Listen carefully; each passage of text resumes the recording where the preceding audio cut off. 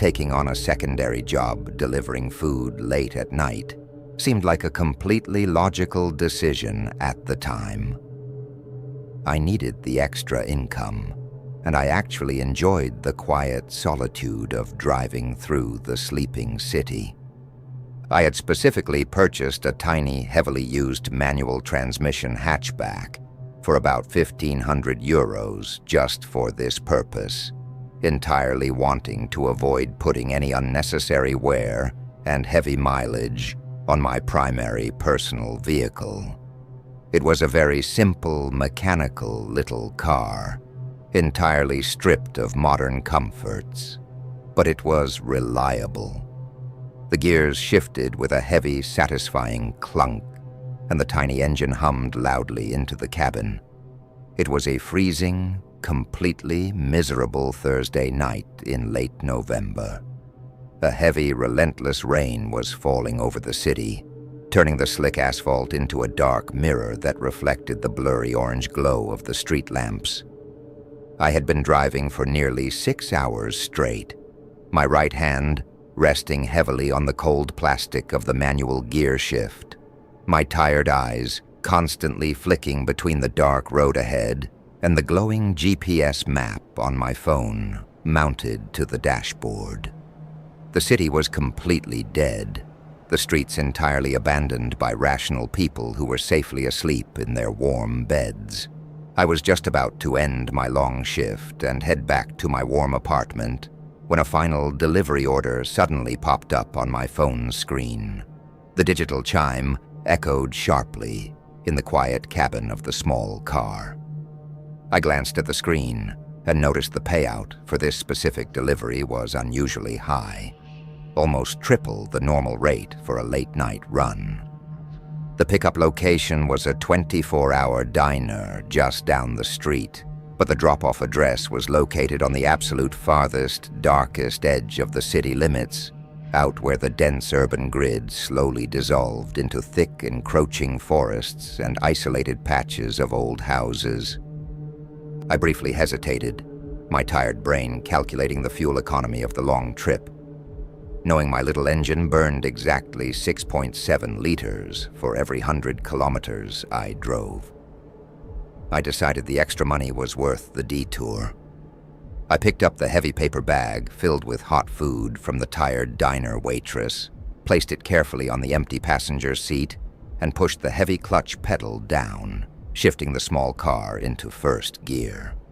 I pulled out onto the empty, rain-slicked avenue, entirely unaware that I was driving directly out of the bounds of the rational world. The drive toward the edge of the city was completely uneventful until I crossed the heavy concrete bridge that separated the main districts from the isolated residential zones. As soon as my tires hit the cracked, unmaintained asphalt of the outer neighborhood, the atmosphere inside my small car shifted violently. The streetlights here were completely shattered or burned out, plunging the narrow, winding roads into an oppressive, heavy darkness that my weak headlights could barely penetrate. I downshifted into second gear, the engine whining loudly as I navigated a series of incredibly tight, identical intersections. The GPS application on my phone began to stutter and lag heavily. The blue navigation lines slowly started to spin in erratic circles, completely failing to lock onto my physical location. I tapped the screen with a freezing finger, but the map simply dissolved into a blank gray grid.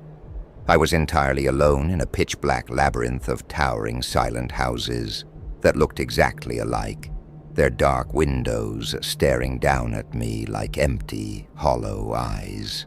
I slowly pulled the tiny car over to the side of the broken curb, leaving the engine idling loudly in the dead silence of the street.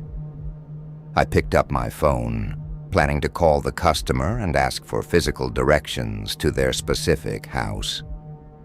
Before I could even dial the number, a text message suddenly appeared on my screen directly through the delivery application. The message did not contain a street name or a house number. It was a highly specific, deeply unsettling instruction. Turn right at the massive dead oak tree at the end of this block. The text read, "And absolutely do not look at the large dog standing behind the rusted metal fence." A heavy, freezing chill instantly ran down my spine, settling deeply into the base of my neck. I slowly looked up through the rain-streaked windshield. At the very end of the dark street, barely illuminated by my headlights, was a massive, twisted oak tree, entirely devoid of leaves. My heart began to hammer violently against my ribs. How could the customer possibly know exactly where my car was parked when my own GPS was completely dead? I swallowed hard, gripping the steering wheel until my knuckles turned white, and slowly put the car back into gear, deciding to follow the dark instruction. I slowly navigated the tight turn past the dead oak tree, keeping my eyes fixed completely straight ahead, violently fighting the primal urge to look toward the rusted fence on my left side. The heavy rain continued to hammer against the thin metal roof of my cheap car. As I drove deeper into the neighborhood, the spatial logic of the streets began to break down entirely. I passed a very specific, broken red brick mailbox on a corner. 5 minutes later, after making 3 distinct right turns, my headlights illuminated the exact same broken red brick mailbox sitting in the dark.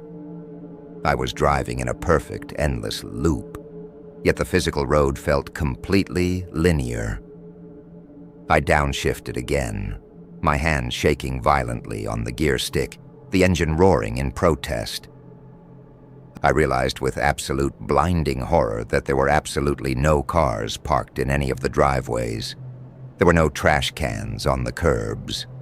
There was absolutely no sign of human life anywhere in this dark, rotting district. I slammed my heavy boot down on the brake pedal, bringing the small car to a violently sudden halt in the middle of the empty street. I reached over and locked all 4 doors with a loud mechanical click, completely trapped inside my metal cage. The profound silence outside the car was incredibly heavy and deeply terrifying, broken only by the rhythmic, hypnotic slap of my windshield wipers pushing the heavy rain away.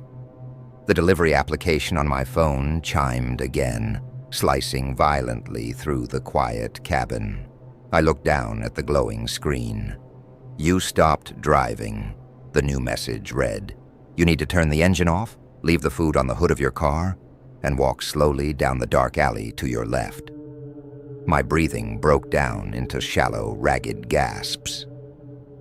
I looked slowly toward the left side of the street. There was a narrow, pitch-black alleyway cutting deeply between 2 rotting houses, completely swallowed by impenetrable shadows. There was absolutely no way I was getting out of my locked vehicle. I typed a frantic, shaking response on the glass screen, telling the customer that I could not find their house and that I was completely canceling the delivery order right now. I hit send and immediately grabbed the gear shift, desperately preparing to throw the car into reverse and completely blindly navigate my way out of this impossible, terrifying maze. Before I could even push the heavy clutch pedal down, the phone screen flashed brightly. "I am coming to you then," the final message read. The text vanished, and the entire application completely deleted itself from my phone, leaving only my dark wallpaper. I stared in absolute shock at the blank screen for a split second before a very slight, unnatural movement caught the corner of my eye. I looked up slowly through the rain-covered windshield. Standing perfectly still at the very end of the dark alleyway was a tall, unnaturally thin silhouette.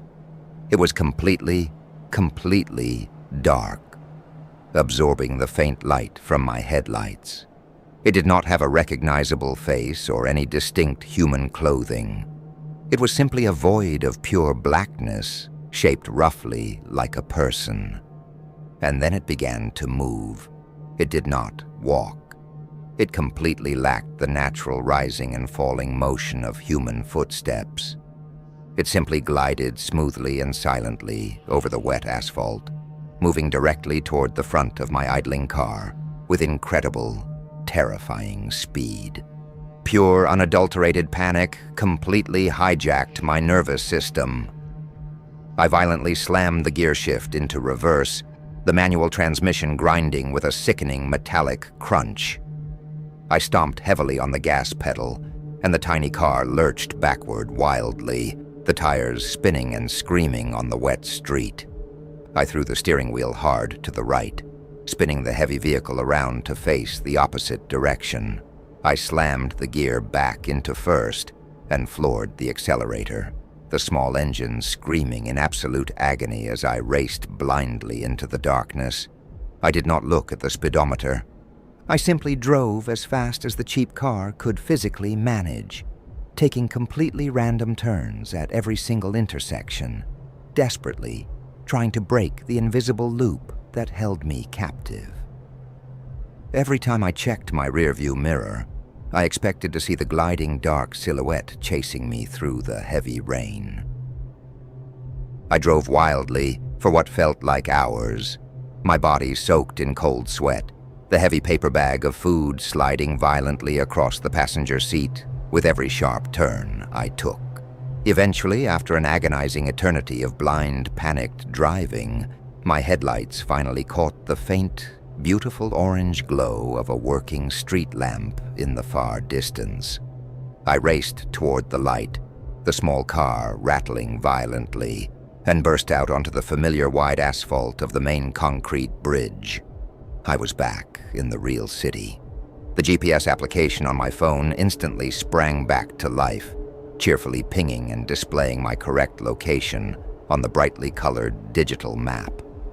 I pulled the car over to the safe, brightly lit shoulder of the main avenue, my chest heaving violently as I desperately gasped for air.